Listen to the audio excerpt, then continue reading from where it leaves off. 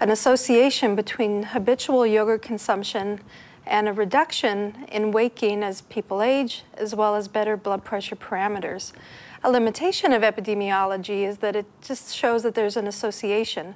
So one of the aspects of the Yogurt Initiative would like to do further research so we can understand exactly cause and effect. What aspect of yogurt is doing this? Is it yogurt itself, or is it other healthy lifestyle behaviors that have also been associated with yogurt consumers? The Yogurt in Nutrition Initiative for a Balanced Diet is a collaboration between the American Society for Nutrition, the UK Nutrition Society and the Danone Institute. It's an opportunity to hear science from the first global summit that was held at the Experimental Biology 2013 meeting in Boston. In the Framingham study, we looked at over 3,000 individuals and followed them for over 12 years. And we were able to see that overall dairy products did reduce weight gain in that cohort by over 50% over that time period. We also saw that it also reduced the rate of gain in waist circumference by about 15% over that same time period. The summit highlighted the other health benefits of dairy products and milk that was designed by nature to provide complete nutrition for humans. Those populations that can afford to consume sufficient of those products will, by definition, get a very high nutrient density in their diet. And that's, you know, the proof of that is shown in the development of first world nations where people grow exceptionally well and can reach their full genetic potential in all aspects of their life, growth, cognitive development, and so forth.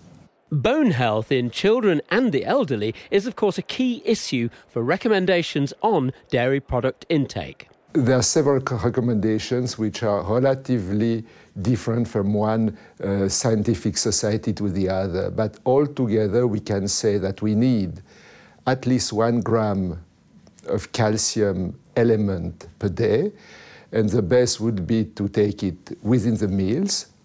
And in terms of proteins, the recommended daily allowance are officially 0.8 gram per kilogram of body weight. But the summit heard that lactose intolerance could be one reason why most people don't get anywhere near the target of 3 servings of dairy products a day. About 3/4 of the world's population lose much of the ability to digest lactose after they're weaned, somewhere between the ages of 3 and 5, probably.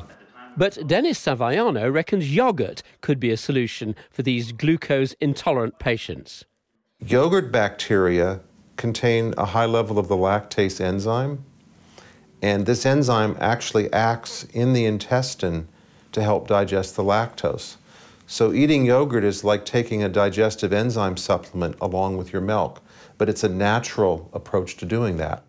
Cost-effectiveness is another reason why interest in yogurt has increased among nutritionists, even if assessing cost could be challenging.